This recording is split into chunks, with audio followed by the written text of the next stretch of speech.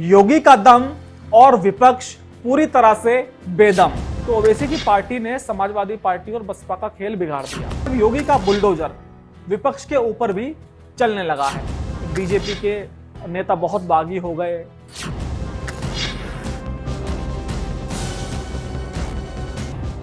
योगी का दम और विपक्ष पूरी तरह से बेदम। आपको याद होगा दोस्तों कि उत्तर प्रदेश के मुख्यमंत्री योगी आदित्यनाथ जितने भी अपराधी हैं, माफिया हैं, उनकी जो अवैध संपत्तियां हैं या जो गैर कानूनी लोग काम कर रहे हैं, उनके ऊपर अपना बुलडोजर चलाते हैं।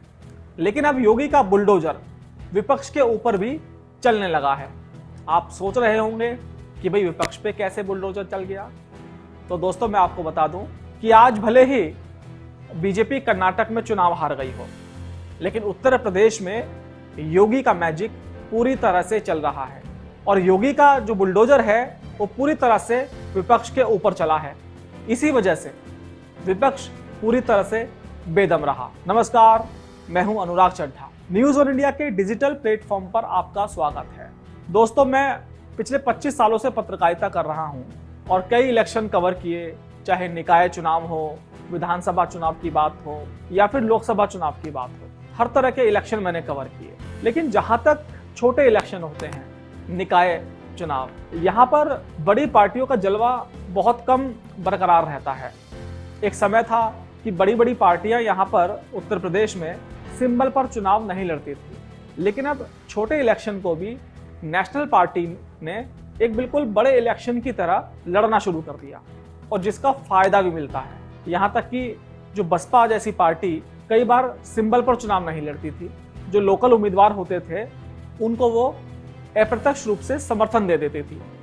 इसकी वजह यह थी कि जब छोटे इलेक्शन में कोई बड़ी पार्टी का नेता हारता है तो उसका एक परसेप्शन बनता है कि भाई छोटे इलेक्शन में भी बड़ी पार्टी चुनाव हार गई। लेकिन अब धीरे धीरे ट्रेंड बदलता जा रहा है। निकाय जो चुनाव होते थे अब से पहले, वो नाली, खड़ंजे, बिजली, पानी, सीवर, इस पर लड़े जाते थे। लेकिन इस बार का जो निकाय का इलेक्शन है वो पूरी तरह से बीजेपी ने कानून व्यवस्था के मुद्दे पर लड़ा। आपको याद होगा कि निकाय चुनाव के बीच में जो प्रयागराज में घटना हुई थी, उसके जितने आरोपी थे, अतीक अहमद का बेटा असद, उसको एनकाउंटर में पुलिस ने मार गिराया। इसके अलावा प्रयागराज में अतीक अहमद और अशरफ को शूटर्स ने मार गिराया। तो उसके बाद जो निकाय चुनाव का जो मूड था और जो ट्रेंड था वो पूरी तरह से नाली खड़ंजों से हटकर, सीवर पानी से हटकर वो एक धार्मिक पोलराइजेशन की तरफ चला गया। जबकि लोकल चुनावों में कभी भी धार्मिक पोलराइजेशन मैंने तो नहीं देखा, लेकिन उत्तर प्रदेश के मुख्यमंत्री योगी आदित्यनाथ ने इस पूरे इलेक्शन को धार्मिक पोलराइजेशन की तरफ मोड़ दिया, जिसकी वजह से आप ये देखिए कि उत्तर प्रदेश में 14 नगर निगम पिछली बार बीजेपी के पास थे। इस बार 17 के 17 पर बीजेपी ने जीत हासिल की है। इसके अलावा अगर मैं नगर पालिकाओं की बात करूं तो नगर पालिकाओं पर समाजवादी पार्टी, कांग्रेस और बसपा का बहुत अच्छा दबदबा रहता था, क्योंकि नगर पालिकाओं में जो गांव देहात का क्षेत्र है वहां पर उनके दबंग लोग मतदाताओं को धन, बल या यूं कहे कि गन कल्चर से भी अट्रैक्ट कर लेते थे, उन पर दबाव डालकर वो चुनाव जीतते थे। और जो निकाय इलेक्शन होता है वो एक फेस टू फेस इलेक्शन होता है। जो क्षेत्र में ज्यादा प्रभावी व्यक्ति होता है, चाहे वो किसी भी पार्टी का हो, वही इलेक्शन जीतता है। लेकिन इस पूरे इलेक्शन में मुझे योगी आदित्यनाथ ही नजर आए। मैं उत्तर प्रदेश में जिस भी सीट पर गया, जितने लोगों से मैंने उत्तर प्रदेश में करीब 50 से ज्यादा जिलों में मैंने खुद व्यक्तिगत बात की नेताओं से, तो हर चुनाव में मुझे यहाँ पर मुख्यमंत्री योगी ही चुनाव लड़ते नजर आए। मैंने उनसे कहा कि भाई छोटे इलेक्शन में योगी का क्या काम। तो उनका कहना है कि भाई उत्तर प्रदेश की जो कानून व्यवस्था है वो मुख्यमंत्री योगी आदित्यनाथ ने बहुत शानदार की हुई है और ये इलेक्शन अब योगी आदित्यनाथ के नाम पर ही लड़ा जा रहा है। इस चुनाव में मैंने एक खास बात और देखी कि संगठन के ऊपर बहुत आरोप लगे कि उन्होंने टिकट बंटवारे में धांधली की है, पैसा लेकर टिकट दिया है, ये जो डिजर्व लोग नहीं करते उनको सिफारिश के बल पर एडजस्ट किया गया है, जिसकी वजह से बीजेपी के नेता बहुत बागी हो गए। ऐसा लग रहा था कि वार्डों में या नगर पालिकाओं में या नगर पंचायतों में जो बागी है वो बीजेपी का खेल बिगाड़ देंगे। लेकिन ये बहुत ही कम परसेंटेज रहा। बागियों ने खेल तो बिगाड़ा, लेकिन उस हालत में वो बीजेपी का खेल नहीं बिगाड़ पाए जो अंदाजा लगाया जा रहा था कि भाई 50% भी अगर बागी नुकसान पहुंचा देते बीजेपी को तो बहुत बड़ी बात होती।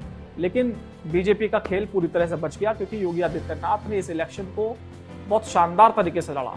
कैंपेन इतना जबरदस्त था कि ऐसा लग रहा था कि निकाय चुनाव है ही नहीं।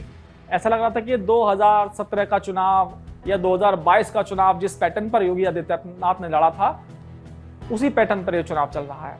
संगठन का कोई नेता मुझे नजर नहीं आया ग्राउंड पर, जो जलवा मुझे खुद योगी आदित्यनाथ का दिखाई दिया। इसके अलावा समाजवादी पार्टी को उम्मीद थी कि जिस तरीके से योगी आदित्यनाथ ने धार्मिक पोलराइजेशन को आगे बढ़ाया है, तो वैसे ही जो मुस्लिम वोटर है वो सीधा सीधा समाजवादी पार्टी के पक्ष में आएगा, क्योंकि अतीक अहमद के खिलाफ जो लगातार कार्रवाई हो रही है या हो रही थी, तो उसके बाद मुस्लिम वोटर्स में कहीं ना कहीं बेचैनी है कि भैया योगी सरकार तो मुसलमानों को क्रश करने पर काम कर रही है।